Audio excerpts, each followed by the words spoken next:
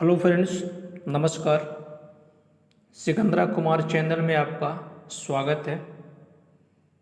आज बताने वाले हैं कि एनपीएस फॉर्म किस प्रकार से भरें। अगर आप रेलवे में ज्वाइनिंग कर चुके हैं तो रेलवे में ज्वाइनिंग करने के बाद एनपीएस फॉर्म को भरना रहता है।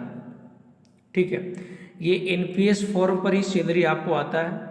इसलिए ध्यान दीजिएगा कि जब भी एनपीएस फॉर्म भरिए तो सही सही भरिए।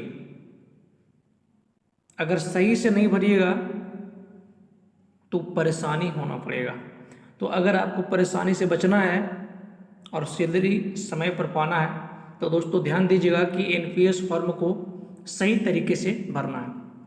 ठीक है, तो इसके बारे में बताने वाले हैं और ये भी बताने वाले हैं कि एनपीएस फॉर्म के साथ और क्या क्या डॉक्यूमेंट लगाया जाता है।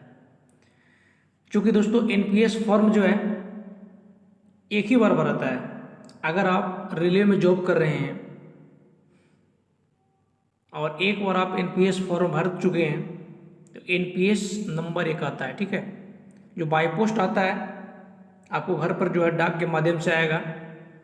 और अगर आप रेलवे की जॉब छोड़ करके कोई दूसरा जॉब पकड़ें स्टेट का या फिर रेलवे में मान लिया ग्रुप डी है तो टेक्नीशियन का या एएलपी का, तो ध्यान दीजिएगा कि यही एनपीएस फॉर्म जो रेलवे ग्रुप डी में भरे हैं यही आपको वहाँ भरना नहीं पड़ेगा। अगर भरिएगा तो प्रॉब्लम आपका हो जाएगा। यही एनपीएस नंबर वहाँ आपका लिखाएगा दोस्तों।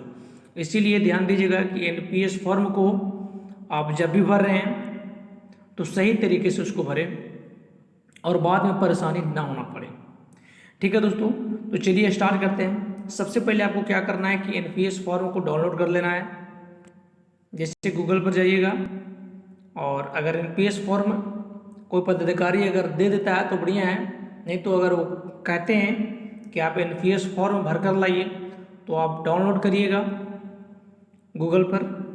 एनपीएस फॉर्म पीडीएफ लिखिएगा और देखिए सबसे फर्स्ट बार में यहाँ पे लिखा हुआ है सब्सक्राइबर। ठीक है, ये आप इस पर क्लिक कीजिएगा और जैसे ही क्लिक कीजिएगा तो आपको ड्राइव पीडीएफ, ठीक है, पीडीएफ के माध्यम से आप उसको डाउनलोड कर लीजिएगा। यहाँ पे देखिए 7 पेज में खुला हुआ है दोस्तों। ठीक है, टोटल जो है 7 पेज में है, लेकिन हमको काम कितना का है उसके बारे में जानकारी यहाँ पे लेंगे। देखिए यहाँ पे स्टार्ट करते हैं कि क्या क्या भरना है, थोड़ा ध्यान दीजिएगा। अगर आप रेलवे में जॉब कर रहे हैं और एनपीएस फॉर्म आपको भरना है तो सबसे पहले यहाँ पे क्या करना है, सबसे फर्स्ट बार में देखिए लिखा हुआ है सेंट्रल गवर्नमेंट। रेलवे तो सेंट्रल गवर्नमेंट का है तो यहाँ पे सेंट्रल गवर्नमेंट पर टिक कीजिएगा। ठीक है, अब यहाँ पे देखिए पर्सनल डिटेल, सबसे फर्स्ट बार में यहाँ है आपको पर्सनल डिटेल, बाकी ये सब छोड़ दीजिएगा। ठीक है, यहाँ पे सेंट्रल गवर्नमेंट में टिक लगा करके छोड़ दीजिएगा। और फर्स्ट बार में यहाँ पे देखिए लिखा हुआ है पर्सनल डिटेल, इसमें आपको बढ़िया से डालना है। जैसे आप श्री लगाते हैं तो यहाँ पे श्री पर टिक करना है, जो भी लगाते हैं वो टिक करना है, नहीं लगाते हैं छोड़ दीजिएगा। ठीक है, यहाँ पे देखिए फर्स्ट नाम डालना है, जो आपका नाम है वो डाल दीजिएगा।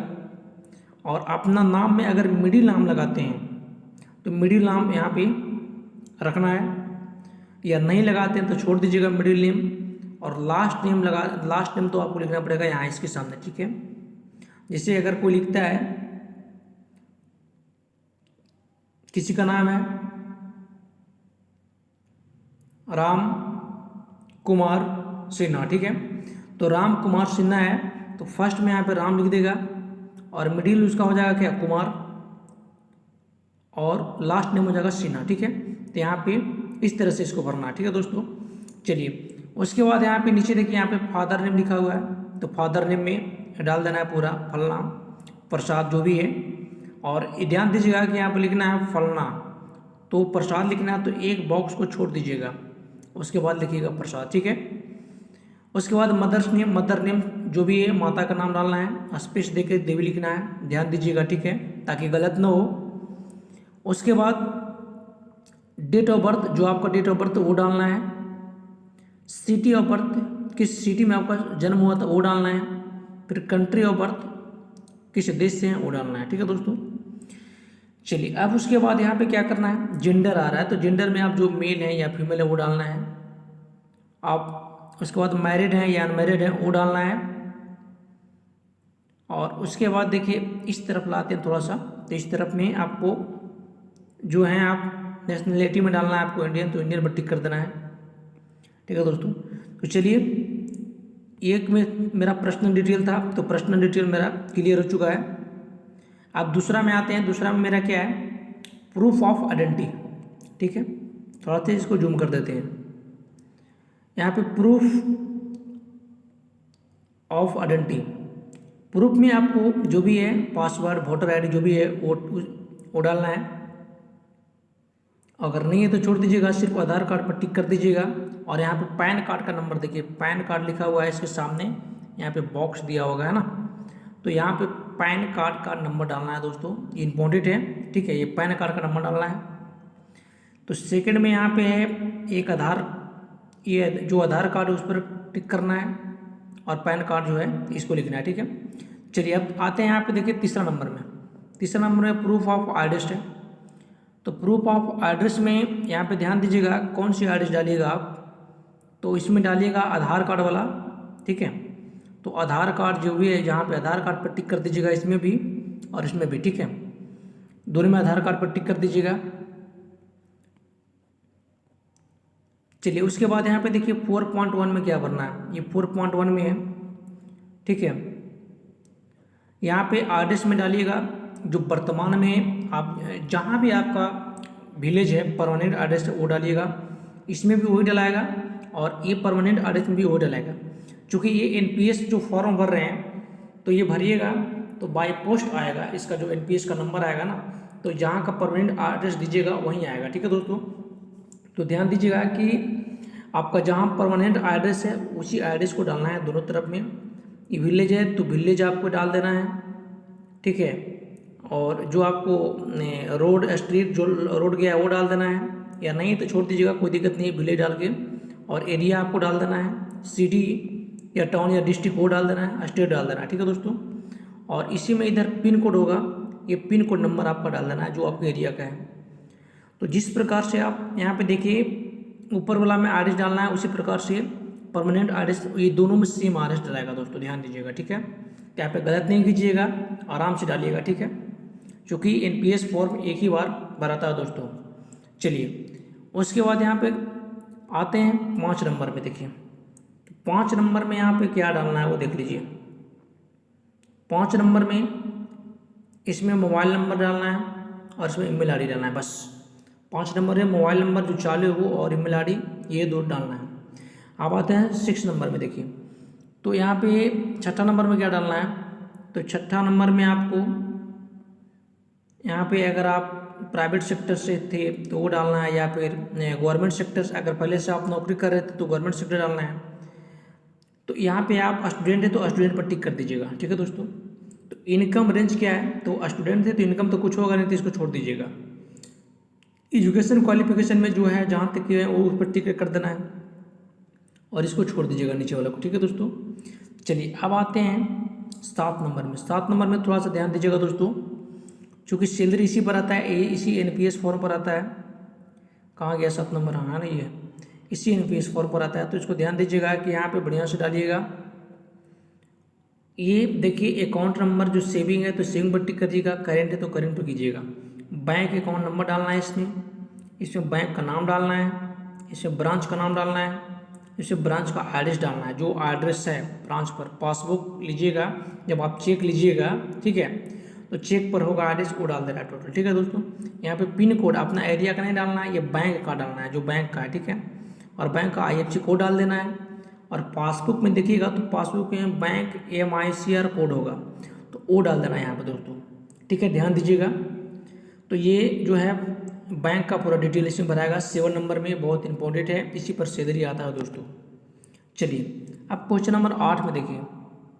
8 में आपको है यहाँ पे नॉमिनेशन, जो आपको नॉमिनी में डालना नाम डालना चाहते हैं उसका डिटेल डालना है यहाँ पे। आपका अगर कुछ हो जाएगा तो आपका खाते में से जो है पैसा कौन ले सकता है, ठीक है, तो उसके बारे में यहाँ पे ये नॉमिनी में दीजिएगा, ठीक है। तो नॉमिनी अपना छोटा भाई को भी बना सकते हैं या फिर पापा मम्मी को भी यहाँ पे दे सकते हैं, कोई दिक्कत नहीं है। और ये ध्यान देने वाली बात है कि उनका फर्स्ट नेम यहाँ डालना है, अगर पापा का डाल रहे हैं तो मिडिल नेम और ये लास्ट नेम, और यहाँ पर रिलेशनशिप डालना है और डेट ऑफ बर्थ उन्हीं का डालना है जिनका यहाँ पर नाम लिखना है, ठीक है दोस्तों। चलिए, तो 2 का है, दोनों में से किसी एक का डाल दीजिए, कोई दिक्कत नहीं है। चलिए, अब यहाँ पे देखिए क्वेश्चन नंबर, ये आपको जो 9वां नंबर में है, 9वां नंबर में है एनपीएस ऑप्शन डिटेल। यहाँ पे देखिए दोनों नो पर टिक कर दीजिएगा दोस्तों, ठीक है। इसमें कुछ नहीं करना, नो पर टिक कर देना है। अब 10 नंबर में आते हैं, तो 10 नंबर में आपको अगर एसबीआई बैंक है तो एसबीआई पर टिक कर देना है, नहीं तो छोड़ दीजिएगा, कोई दिक्कत नहीं है 10 नंबर में, ठीक है दोस्तों। तो 10 नंबर क्लियर हो गया। 10 नंबर का फर्स्ट 2 है तो 2 में कुछ नहीं भरना है, छोड़ दीजिएगा इसको।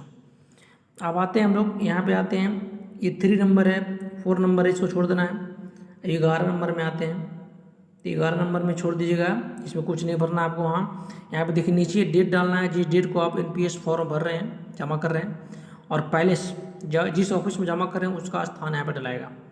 यहाँ पे आपका सिग्नेचर होगा और यहाँ पे आपका नाम होगा, ठीक है दोस्तों। ये 11 नंबर में है। 11 नंबर के बाद नीचे 12 नंबर में आते हैं, तो चलिए 12 नंबर में कहाँ है, ये 12 नंबर। तो 12 नंबर में भी आपको दोस्तों देखिए यहाँ पे डेट डालना है, वहाँ का स्थान डालना है ऑफिस का, यहाँ पे आपका सिग्नेचर होगा, ठीक है दोस्तों। चलिए, 13 नंबर में आपको है डिक्लेरेशन इन्फो है, ये जो है, ठीक है, इसको आप छोड़ दीजिएगा, आपको नहीं भरना है 13 नंबर में। 13 नंबर में आपको कुछ नहीं करना, आप छोड़ दीजिएगा इसको, ठीक है। 14 नंबर में आइएगा, तो 14 नंबर में यहाँ पे आप डेट ऑफ ज्वाइनिंग, जिस डेट को ज्वाइनिंग किए वो डाल देना है, कोई दिक्कत नहीं है। बाकी आप छोड़ दीजिएगा, आपको कोई मतलब नहीं दोस्तों, ये सिर्फ डालना है, ठीक है। बाकी छोड़ दीजिएगा आप 14 नंबर में। आप 15 नंबर में आते हैं, तो 15 नंबर में क्या डालना है, 15 नंबर में आपको कुछ नहीं भरना है दोस्तों, 15 नंबर को ऐसे छोड़ देना है, ठीक है। चलिए, फिर 15 नंबर के बाद ये 15 नंबर कहाँ गया, 15 नंबर और 16 नंबर देखिएगा। तो 15 नंबर और 16 नंबर को छोड़ देना है, कुछ नहीं आपको भरना है। ऑफिस में आप पूछ लीजिएगा, अगर वो कुछ लिखवाना चाहता है तो यहाँ पे भरवाएंगे, नहीं तो इसको छोड़ दीजिएगा, आपको कुछ नहीं भरना है, ठीक है दोस्तों। चलिए, तो 15 नंबर 16 नंबर हो गया। आप देखिए नीचे जो है ये 5 पेज कंप्लीट हो गया, टोटल 7 पेज का है, 16 नंबर तक 5 पेज है, कहाँ गया, ठीक है। चलिए, हाँ, ये आप ये 2 को जो है इंस्ट्रक्शन फॉर, ये आपका 2 पेज सही है, इसको आप लगा दीजिएगा, कोई दिक्कत नहीं तो छोड़ भी सकते हैं। ऐसे पेज निकलेगा 7 पेज तो लगा दीजिएगा, ठीक है दोस्तों। तो ये था मेरा एनपीएस का फॉर्म। अगर समझ में नहीं आया तो दूसरा बार आप देख लीजिए। लेकिन दोस्तों एनपीएस को आराम से भरिए और सही से भरिए, ताकि बार बार आपको परेशानी नहीं होना पड़े, ये ध्यान देना है, ठीक है। क्योंकि बहुत सारा लड़का जो है जैसे तैसे भर देता है और फिर उसको सैलरी नहीं आता है, ठीक है, या फिर एनपीएस फॉर्म बाय पोस्ट नहीं आता है तो प्रॉब्लम होता है उसको। इसीलिए इसको सही तरीक़ा से भरिए आराम से, कोई दिक्कत नहीं है, ठीक है। चलिए, अब यहाँ पे देखिए एनपीएस फॉर्म कंप्लीट हो गया था। अब इसके साथ में क्या क्या देना है वो देखिए। अगर आपका ये एनपीएस दे रहे हैं, जिनका भी अभी 2022 में ज्वाइनिंग हुआ है रेलवे ग्रुप डी में या टेक्नीशियन में कुछ में भी, ठीक है, ये 18 वाला वेटिंग था, तो ये एनपीएस फॉर्म भर देना है। उसके बाद भरने के बाद इसका 3 सेट ले जाइएगा दोस्त। कितना सेट? 3 सेट ले जाइएगा एनपीएस का। और ले जाने के बाद आपको इसमें सबसे पहले चेक, ठीक है, ओरिजिनल चेक, ये कैंसिल होना चाहिए, कैंसिल चेक, ठीक है। कैंसिल चेक आप जो है इसके साथ में लगाइएगा, और एक पासबुक का फोटो कॉपी लगाइएगा, एक आधार कार्ड का फोटो कॉपी लगाइएगा, और एक पैन कार्ड का फोटो लगाइएगा, ठीक है दोस्तों। तो यहाँ पे एनपीएस का एक फॉर्म हो गया टोटल 7 पेज का, फिर एक चेक हो गया, उसके बाद एक पासबुक हो गया, फिर आधार कार्ड हो गया और पैन कार्ड हो गया, ठीक है दोस्तों। तो इसका 3 सेट बनाइएगा, और ये 3 सेट जो है आपको ले जा करके ऑफिस में जमा कर देना है, ठीक है दोस्तों। तो हमें लगता है कि आपको जानकारी अच्छी तरह से मिल गई है, कोई दिक्कत नहीं है। एनपीएस फॉर्म को आप भर सकते हैं आराम से। तो ठीक है दोस्तों, इसी का जानकारी देने के लिए आए थे, ठीक है।